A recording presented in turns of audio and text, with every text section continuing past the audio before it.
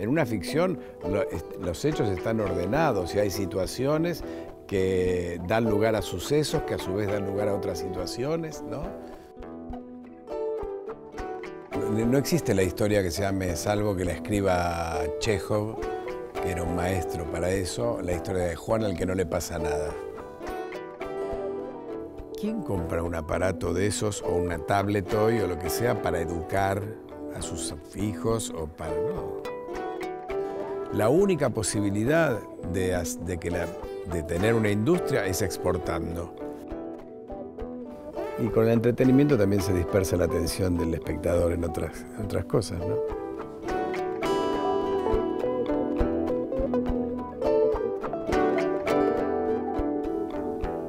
Hola, bienvenidos. Gracias por acompañarnos, por asistir a la clase, por difundirla en las redes sociales.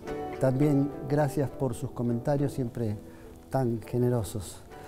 Hoy tenemos clase de guión y la tenemos, nunca mejor dicho, la clase con un maestro, Jorge Maestro, bienvenido, que acaba de presentar un libro, 36 años de historias de la televisión que todos vimos.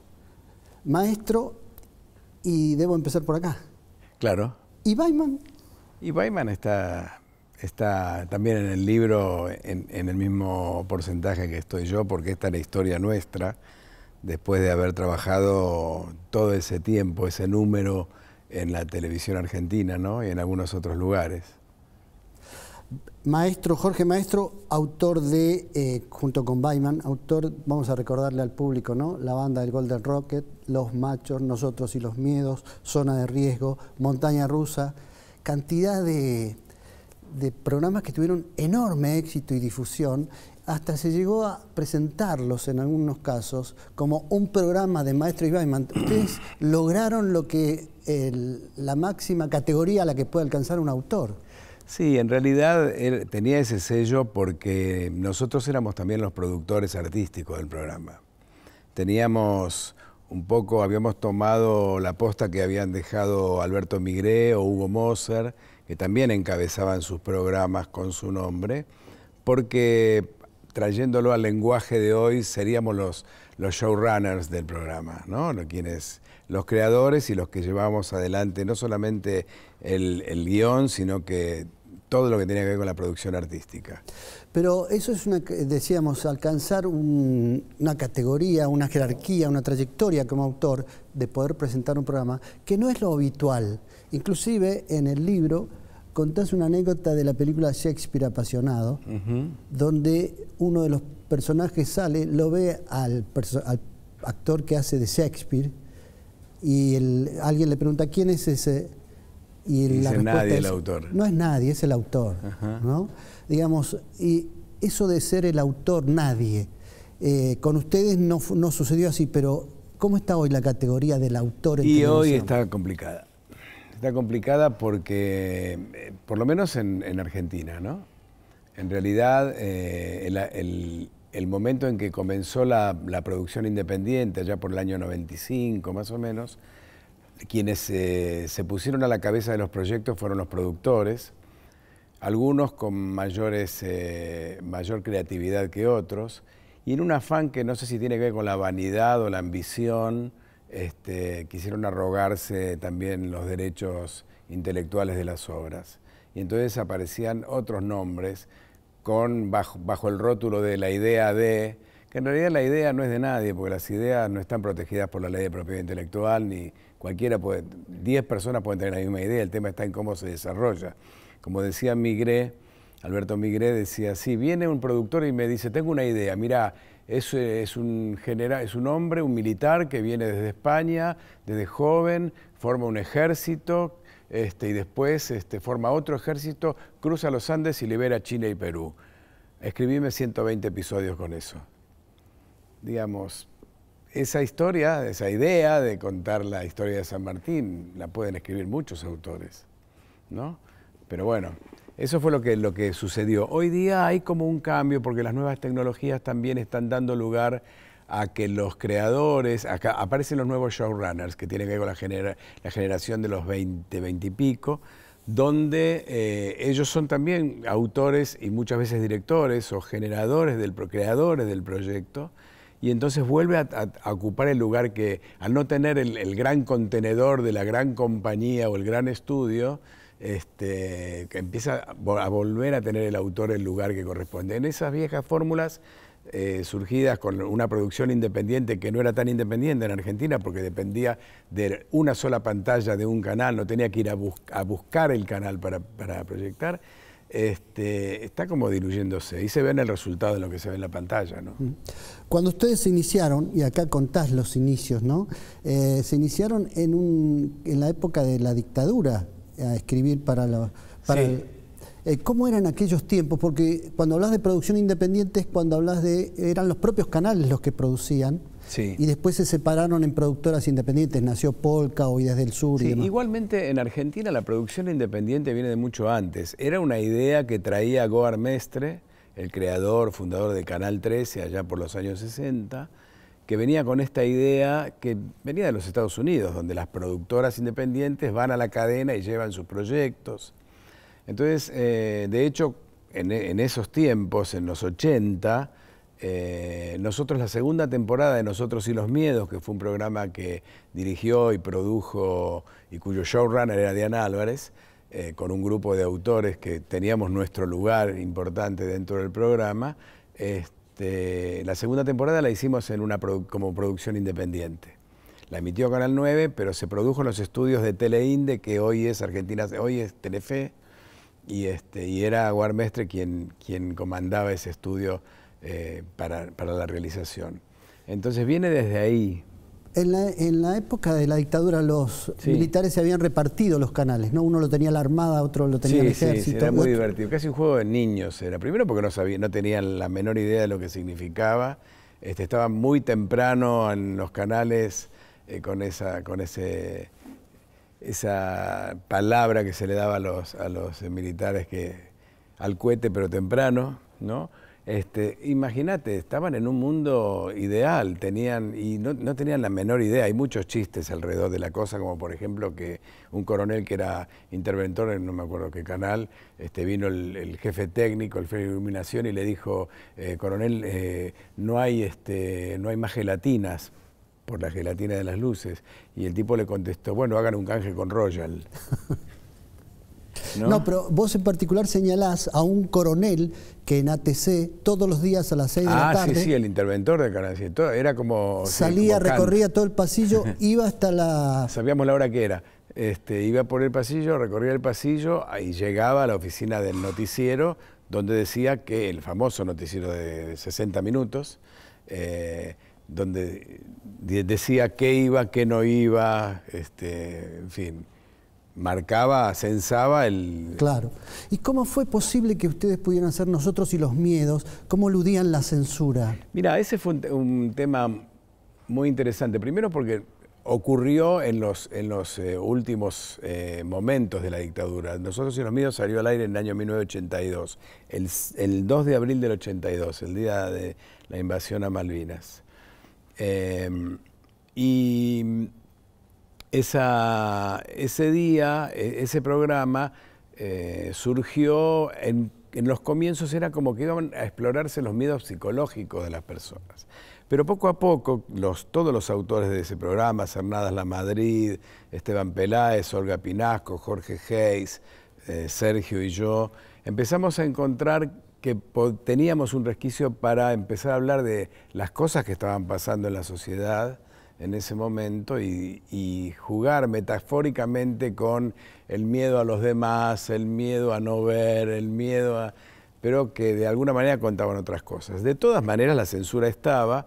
Lo divertido era que el censor del Canal 9, que tenía su oficina en lo que había sido un baño del canal, nunca mejor elegido un lugar para un hombre que hace censura, era un hombre de la radio.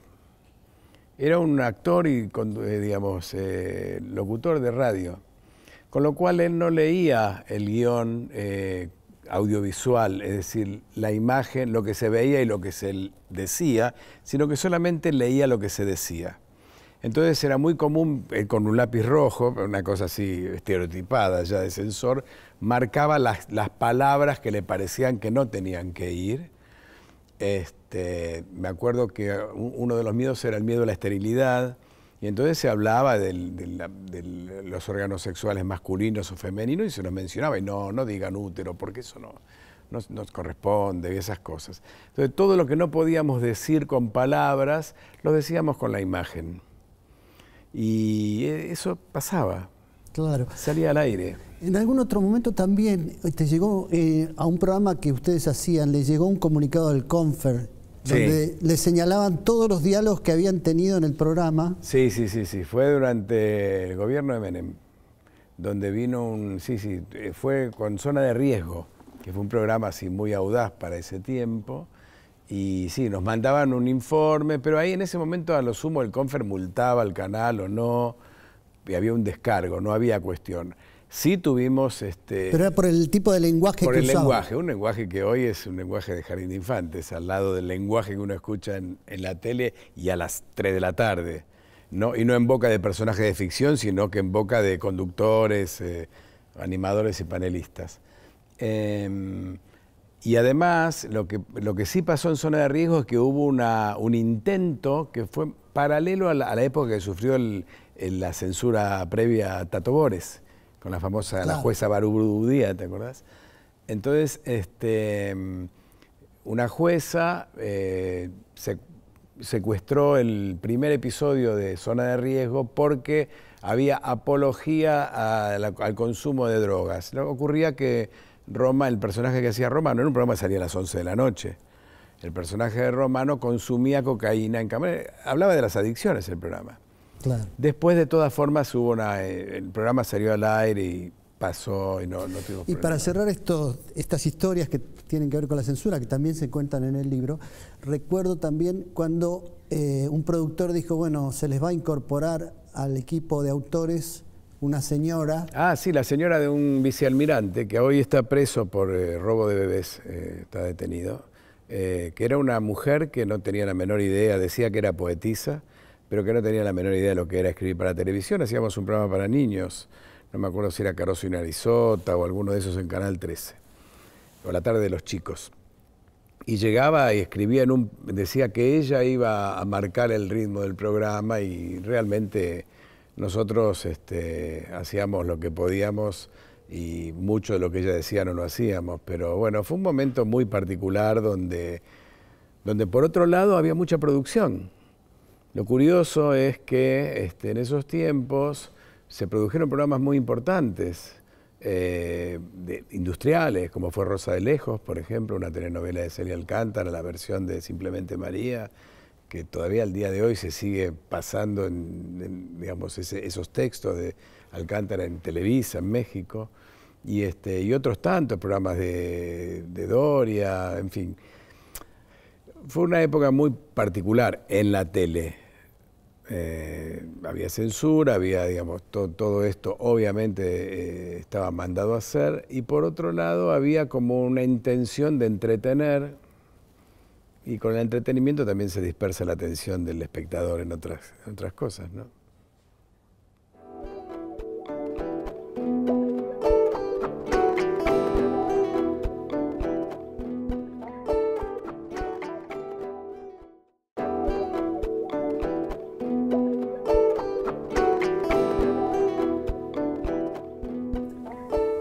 Jorge, una de las características que tiene el libro es que dice de los 36 años de la televisión que vimos, pero particularmente para los interesados en escribir para televisión, tiene también muchas lecciones muy concretas, ¿no?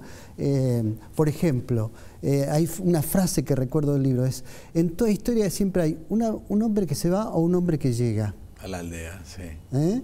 Y que además vos propones, recuerden las historias del cine, de las telenovelas, y en todas hay un hombre que se va y un hombre que llega. Ese es como el origen de la historia.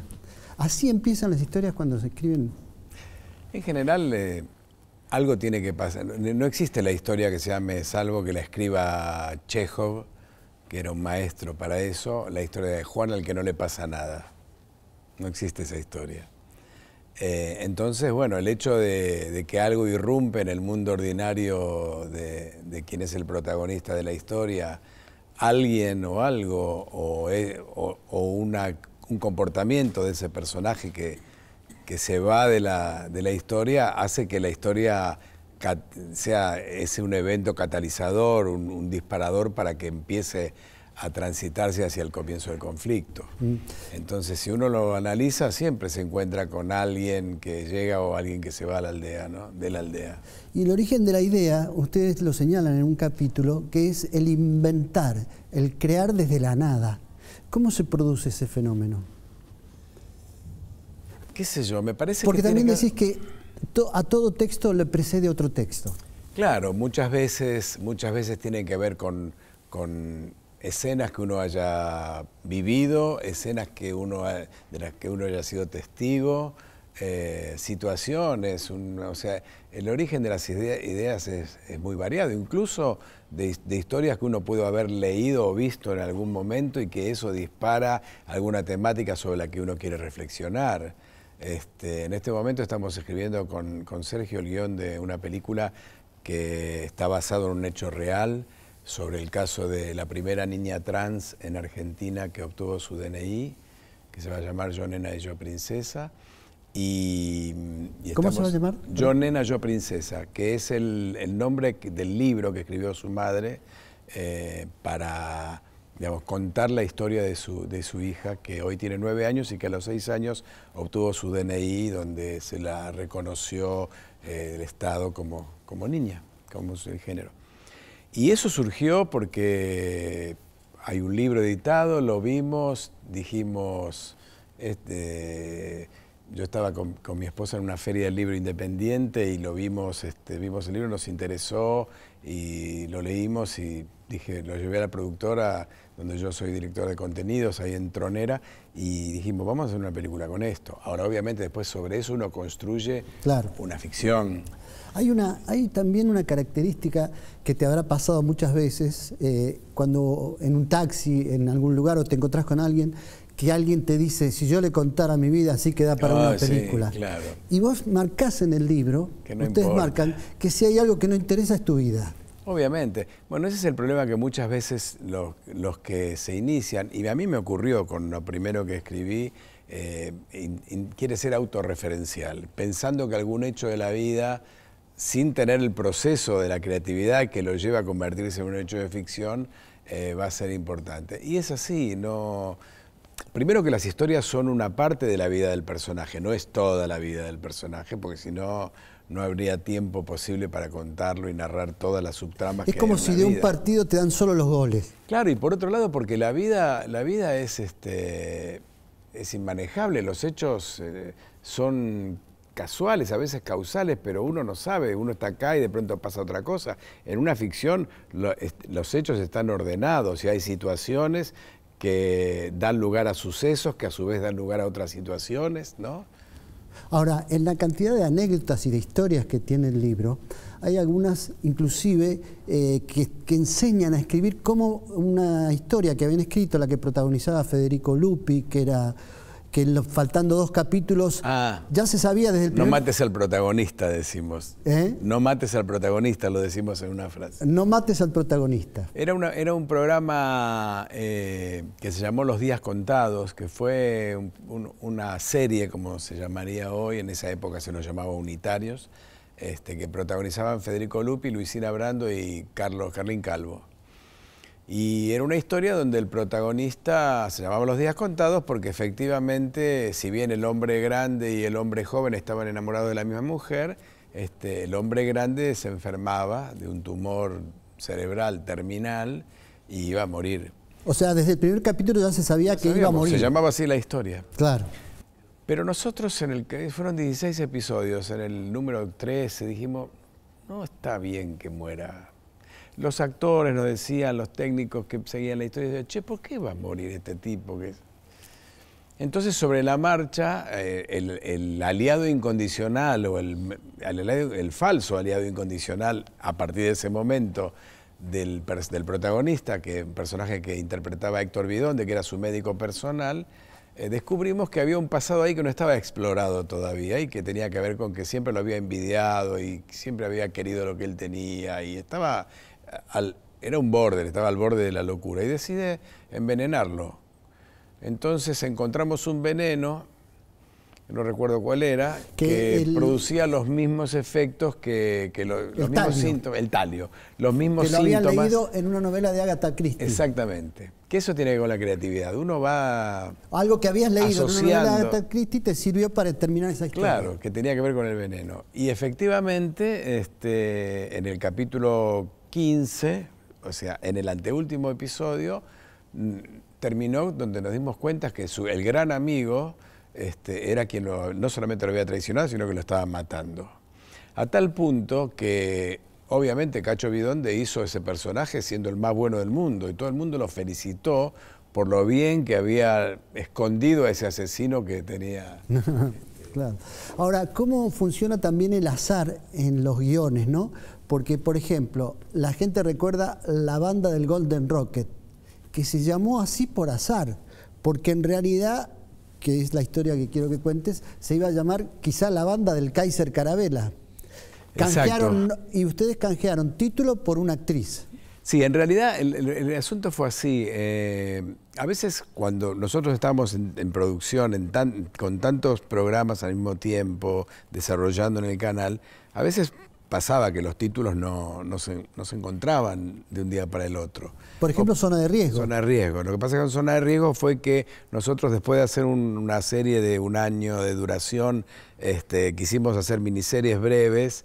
Queríamos transitar diferentes géneros, una vez una comedia, otra vez un drama, y la primera era esta que te conté, que estuvo a punto de ser incautado el video, entonces el tape. Entonces no teníamos el título de esa serie, teníamos el de la segunda, que iba a ser una comedia, la famosa comedia donde Rani y Romano eran una pareja gay, el famoso beso del que siempre se habla, que se iba a llamar Atendidas por sus dueños. Y esta se iba a llamar, no tenía título, entonces el jefe de promociones nos dijo, muchachos, necesito el título porque estoy en zona de riesgo, tengo que salir con la promo al aire. Y dijimos, ese es el título. Pasó que la dirección comercial del canal, cuando el programa fue exitoso, había vendido a los anunciantes todo el año de Zona de Riesgo.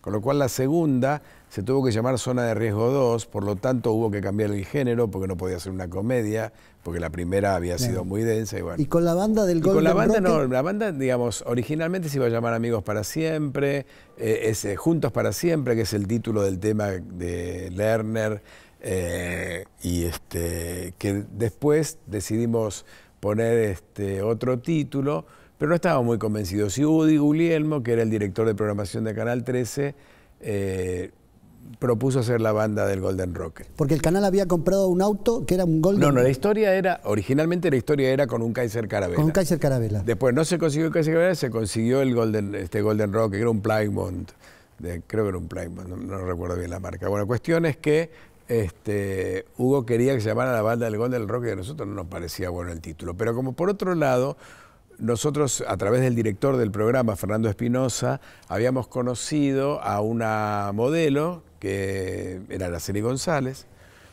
que Fernando a toda costa quería que estuviera en el programa y nos convenció para que fuéramos probando a ver cómo funcionaba en un personaje secundario en la historia. Entonces fuimos a Hugo y le dijimos, mirá, queremos que tal personaje lo haga. ¿Quién es Araceli González? Araceli González, bueno, hasta el día de hoy que siempre está el chiste que cuando Araceli se encuentra con Hugo le recuerda que él no sabía quién era y todo esto. Cuestiones que, bueno, canjeamos eso. Como Hugo dijo, bueno, muy bien, va Araceli González, pero el programa se llama La Banda del Golden Rocket. Claro. Y las dos cosas funcionaron muy bien. Las dos cosas funcionaron, sí.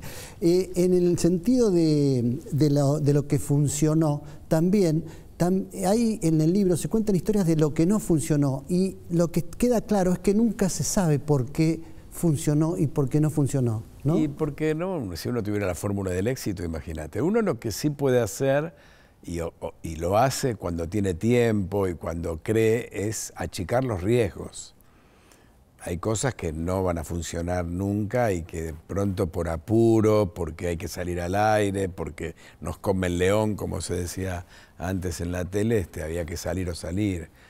Pero es cierto que uno sabe por lo menos intuye que hay cosas que no están del todo bien, a veces por el casting, a veces porque la historia en sí misma no tiene el potencial para poder ser sostenida a lo largo del tiempo, ¿no? En algún momento decís que las historias en las de determinada edad tienen que ver con la edad de la audiencia a la que se dirigen y no apartarse del género, que eso es achicar los riesgos, ¿no? Claro, por ejemplo, sí, sí, claro. Cuando tuvieron que hacer un programa para adolescentes como Montaña Rusa, que fue a pedido. Sí. A pedido de una marca de... Sí, no, ese fue Amigobios. Amigobios. Amigobios, había una marca de cereales que quería...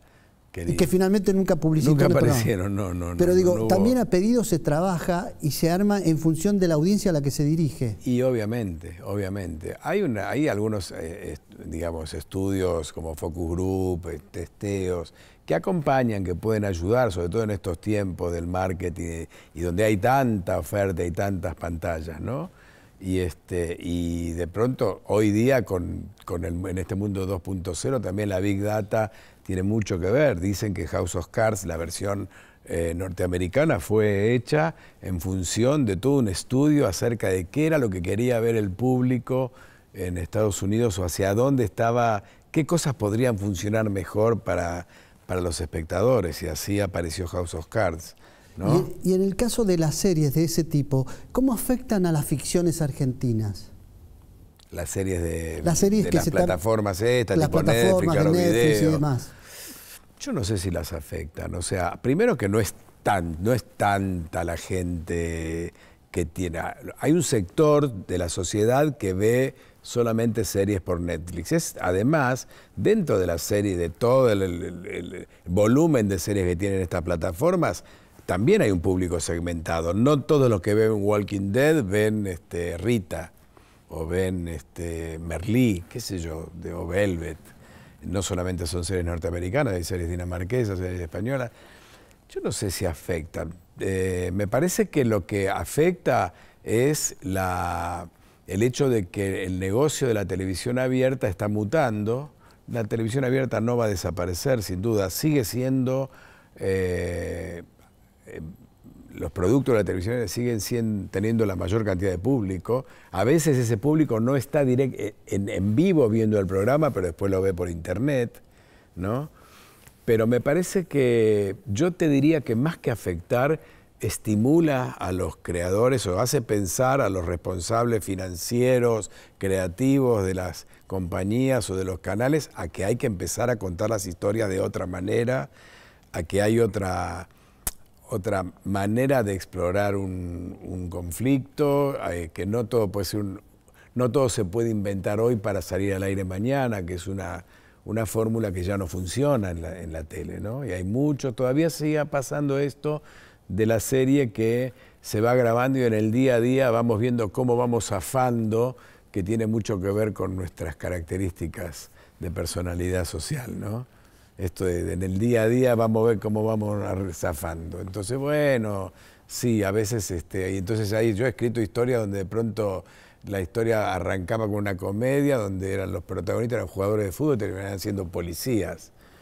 Porque después aparece el golpe bajo, y cuando vos matás a una persona, a un personaje en una serie, cuando alguien mató a alguien y estás en el capítulo 10 y son 120, en los otros, digamos, 110 que quedan, va a cometer más de un crimen y se convierte en un asesino serial, y la cosa fue para cualquier lado, ¿no?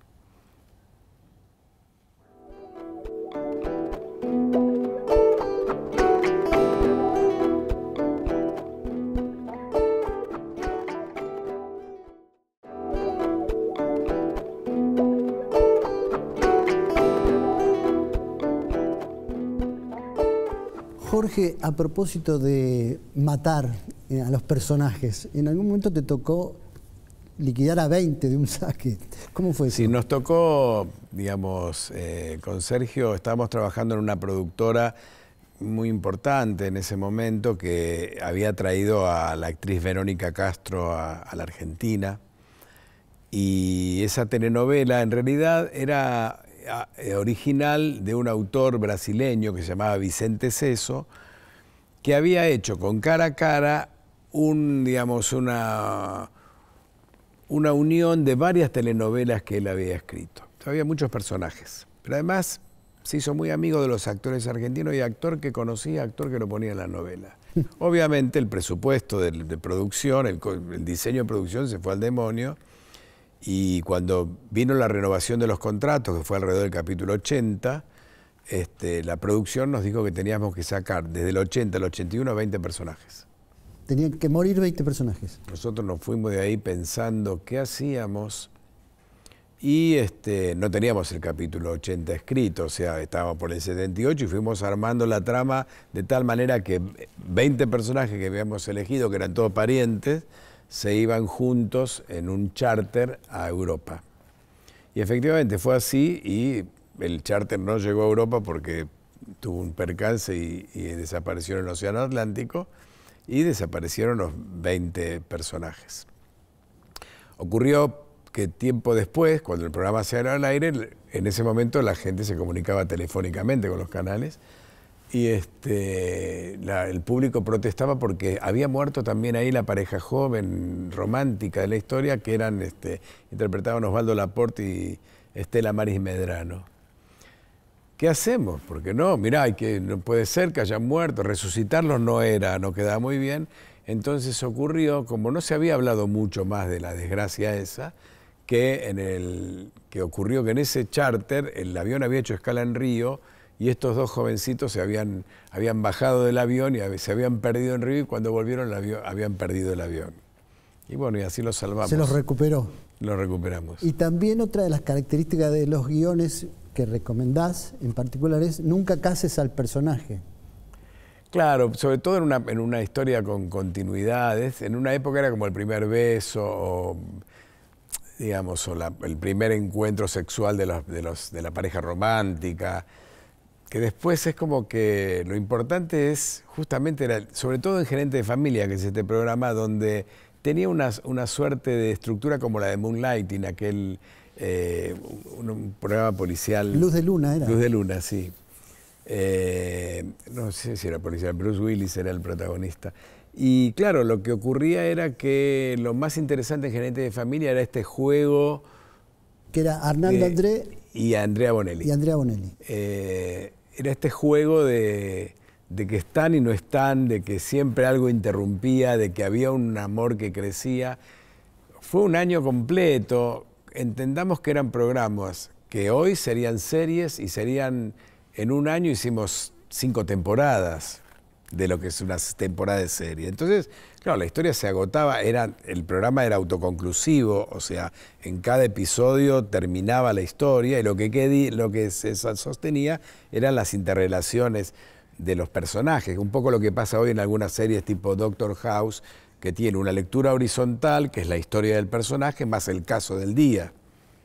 Acá también era la relación de Arnaldo con Andrea y la familia, por un lado, que se sostenía con relativa continuidad, y por otro lado, lo que pasaba hoy, encontré un perro perdido, mañana se quemó el calefón, no sé. Entonces, llegó un momento que se agotaron, no había manera de sostenerlo.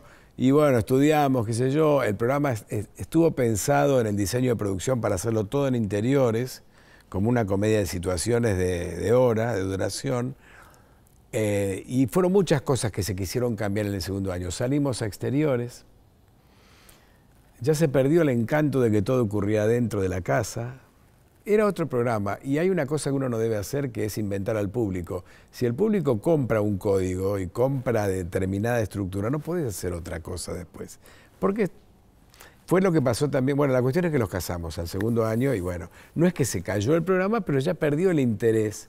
Esa expectativa que uno estaba como espectador, estaba esperando de que la pareja finalmente se case, se la vendimos en la mitad de la historia.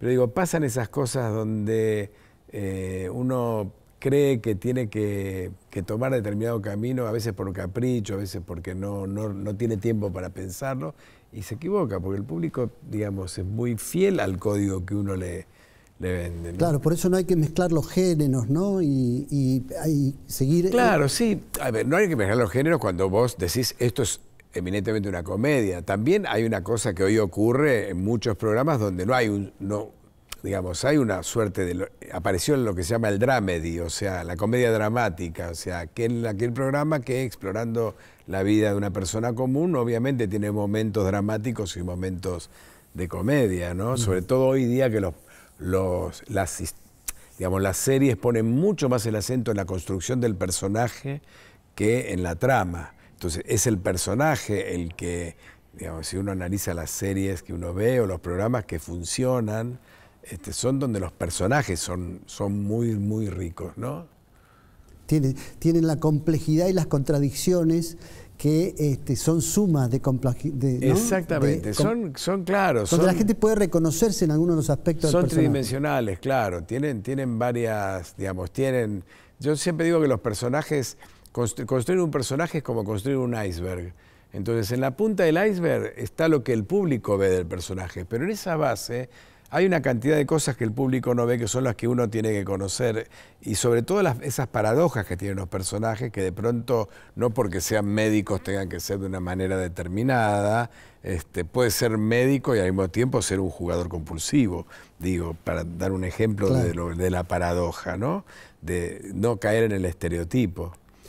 Y ustedes recomiendan, y particularmente en el libro, la investigación que antes no se hacía y que ahora es imprescindible.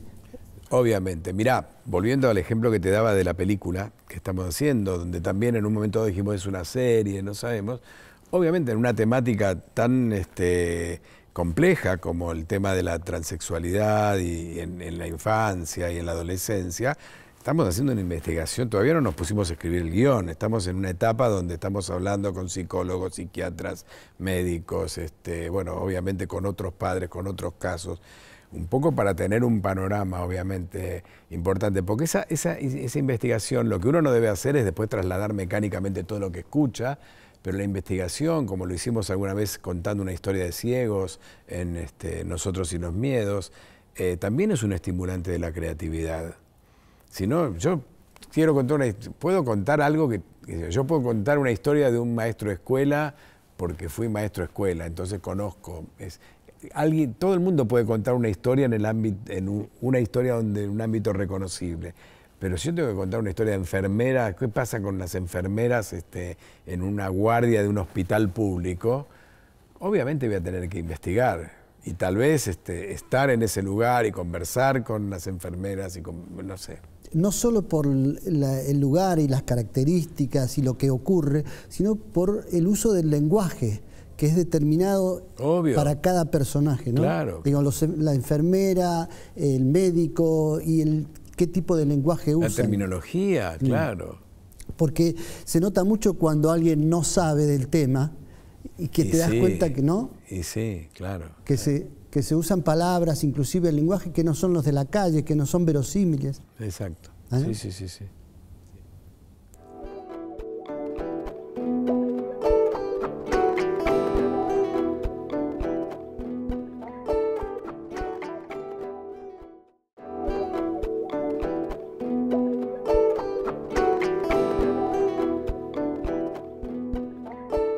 Jorge, hablábamos del lenguaje, de los personajes. ¿Qué características? Sí, a ver, decía Borges que así como habla la gente, es la gente. Yo creo que uno debe manejarse con el lenguaje sin... está construyendo una ficción, en principio, sin obviar determinada cadencia, determinada terminología. No tiene que ver con las palabras, sino que con la manera de hablar. Hay personajes que hablan poco, hay personajes que hablan mucho, hay personajes que de pronto hablan superficialmente y no dicen nada, ¿no? Me acuerdo ahora de una anécdota que contás en el libro, a propósito de un personaje que habla poco, cuando ustedes escribían un guión que no se tenía que saber que eran ustedes los autores, pero se acercaron al bar del canal. Y escucharon justo a una de las actrices que decía, señalando el guión de ustedes, yo para decir esto prefiero no decir ninguna estupidez ni nada. Y ustedes en el próximo capítulo la dejamos callada durante una semana. La callaron hasta que otro actor le preguntaba, ¿por qué no decís nada? Y yo para decirle pavadas prefiero callarme, sí. Con lo cual se dio cuenta que la habían escuchado. Sí, éramos ghostwriters nosotros y una vez se nos acercó un productor de Canal 13. Aclaremos que ghostwriters son escritores un escritor fantasma, que o sea, no figura. Que estábamos no sin laburo, recién empezábamos, queríamos vivir la experiencia de lo que era trabajar para la tele y fue poquito antes de Los Miedos. Y cayó un productor de la mano de un representante de actores que era productor en Canal 13 y también tenía un vínculo muy importante con la gente de Canal 9, con lo cual en esa época no podían trabajar, menos los productores, en dos canales. Entonces no podía firmar y no tenía tiempo tampoco, y no era autor, por otra parte. Entonces le pidió a este agente a ver si conocía un par de pichis perejiles que escribieran y ahí fuimos nosotros. Ahora bien, con relación a la televisión, otra de las cosas que afirman en el libro es que la televisión no sirve para educar, no es para educar. No, salvo que vos hagas una televisión educativa, tengas un canal que se dedica a dar clases, qué sé yo, a un programa que enseñe inglés o lo que fuera. Pero si no es difícil porque ¿quién compra un aparato de esos o una tablet hoy o lo que sea para educar a sus hijos o para... no. O sea, indudablemente, a través del entretenimiento, seguramente uno fija posiciones, reflexiona sobre determinadas temáticas y puede haber una forma de aprendizaje asistemático, pero todos aquellos programas que, desde todo punto de vista, que han intentado, desde la ficción sobre todo, porque estoy hablando de la ficción, bajar línea, digamos, dejar un mensaje o hacer moraleja, y no han tenido buen resultado, porque nadie va a una casa de artículos para el hogar a comprar el televisor o la tablet es un artículo para el hogar. Aparece, cuando uno busca en una casa de artículos para el hogar, aparece lavarropas, cocinas y también aire acondicionados y televisores, tablets, celulares, ¿no? Sin embargo, la industria audiovisual en general, sobre todo Hollywood, por ejemplo, cuando venden productos audiovisuales, venden cultura también, ¿no? Obviamente, claro que sí. Y en el caso de la televisión también. Claro, pero es otra cosa, digamos. A ver, yo estoy hablando en cuanto a esta... O sea, indudablemente uno tiene que tener un equilibrio entre la responsabilidad social, la libertad creadora y el interés comercial, sin duda. Porque la televisión es comercial, la televisión finalmente, en donde esté, vende público, ¿no es cierto? ¿Cómo es eso de vende público? Y claro, le vende público a los anunciantes. A los anunciantes. ¿Cuánto público? El público es el rating. ¿Cuánto público tenés? Tanta publicidad te pongo, tanto volumen de dinero pongo para tu programa. En la televisión abierta, digamos, incluso en los banners que aparecen en determinados sitios de internet, ¿no? Entonces, pero obviamente que la cultura, o sea, Argentina todavía no se ha tomado conciencia, pero fíjate vos el ejemplo de lo que ha sucedido en Latinoamérica, empezó en Chile y se extendió después con las famosas telenovelas turcas. Aumentaron los pasajes y el turismo a Estambul, creo que la línea aérea Turkish empezó a tener más frecuencia de vuelos, incluso auspiciaba el programa. Ahora, o sea, mirá, si nosotros con la variedad cultural que tenemos en todo el país, no podríamos contar una serie donde... Bueno, pero en una época sí se vendían las telenovelas argentinas en Rusia, ¿no? En otros países. Claro, sí. ¿Cómo perdimos en la competencia o qué pasó en particular? No, tiene que ver con la industria. Tiene que ver con el interés en realizar un producto industrial, tiene que ver con la cierta estabilidad económica también, porque un episodio de una novela como esta que nombrábamos sale $5.000 contra $50.000, que es poco lo que cuesta la realización de un capítulo de un programa, de una telenovela en Argentina. O sea, y el resultado es ese. Lo que pasa es que no hay interés, o sea, si hay un interés real y un amor por lo que se está haciendo, más allá de querer ganar dinero, sin duda va a haber más producción.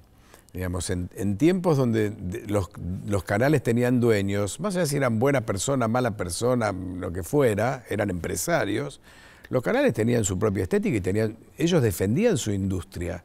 no llenaban la pantalla de programas de latas que ya no son latas hoy día, ¿no? Son nada más que pendrives o algo parecido que se reproducen. Entonces, me parece que hay una cosa con el tema industrial, nuestra televisión, y hoy día la única posibilidad de tener una industria es exportando, como en cualquier industria.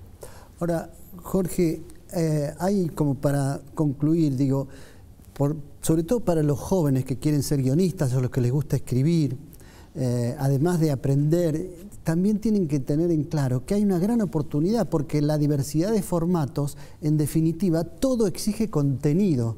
Y el contenido lo produce un autor. Sí, y además hay otra cosa, que hoy día son mucho más importantes los contenidos que los continentes. O sea, es mucho más importante el contenido que si lo produce tal compañía o tal otra. De hecho, hay muchas compañías hoy día en la Argentina que han perdido su vinculación con otros países, etcétera. Y además, hoy día con las posibilidades que te dan otras plataformas, como pueden ser las plataformas en internet, hay un espacio para crear, para investigar, para generar. Se da siempre como ejemplo lo que fue en Estados Unidos, de Norteamérica, Actividad Paranormal, que fue un programa que se hizo con muy bajo costo, y que con ingenio, con imaginación, con un grupo reducido de personas, se realizó un producto que ya va por la cuarta, en una saga, por la cuarta o quinta película. Y lo mismo pasa con los programas de televisión. Y porque hoy día también hay otras posibilidades de financiar también, ¿no? O sea, primero que es mucho más sencillo, con un celular se puede hacer una serie, con cuidado obviamente, con criterio de edición. Hay sitios de crowdfunding donde la financiación colectiva permite también tener los recursos. Yo creo que por eso hablábamos al comienzo de la generación de los 20 y pico, que tienen una posibilidad que no deberían dejar pasar. Y yo les recomendaría que no dejen pasar tu libro a los interesados en iniciarse en esto de escribir guiones, en escribir para contenidos de todas estas nuevas tecnologías, porque hay ahí verdaderas lecciones y muy sintéticas, muy claras, muy simples, y hay una gran experiencia de vida y de trabajo que vale la pena leer. Gracias por todo eso, Jorge. Muchas gracias.